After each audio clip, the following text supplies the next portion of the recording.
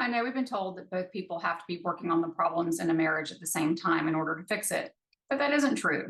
When a relationship is struggling, it's always easier to sit back and wait for the other person to change to make it better, but that rarely happens. And what usually happens is that the problems continue to worsen, the resentments get bigger and bigger, and kind of that disconnection between us widens. Because when we're in a relationship, we impact each other, we react to one another, and so it's easy to react with the same kind of emotion. Like if your spouse is being really lighthearted and fun and easy, then we are automatically more likely to act the same way, right? But then if they're really stressed or they're upset, then sometimes maybe we get kind of short or we pull back. So we definitely respond to each other, right?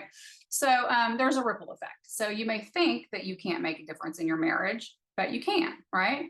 And so waiting on your partner to change so it feels better, it probably isn't going to happen unless you're already in a crisis situation or something has happened. Like maybe your partner leaves or there's been infidelity or something like that, because that's kind of the point in the relationship where somebody's willing to do something differently, right?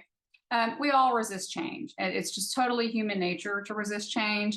So the only time that we really are willing to get uncomfortable enough to make changes in the way we think or behave or to try something different is when we really reach that crisis point. So we have to be in a great deal of pain before we're really, willing to kind of go through all the discomfort that comes with doing something differently. And so this is why most couples usually don't seek help for their relationship until maybe it's almost too late, right?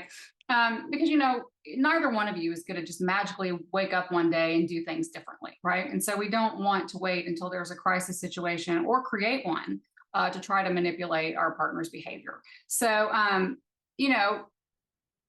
since we know that somebody has to do it differently, it might as well be you, right?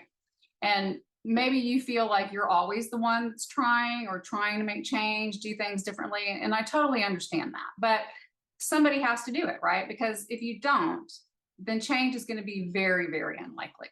So if you want change, if you want the relationship to feel better, maybe you want to spend more time together, you want to communicate more, you want to be closer, whatever that thing is, you have to be willing to be the one that's going to take the next steps to move your marriage closer to those things. So it might as well be you if you want those things, because you and you alone can make a big difference. So get equipped with the tools that you need to really engage with each other differently and create the change in your marriage that you want to see, and find out if it can feel good again for both of you. Because if you don't try, it isn't going to change.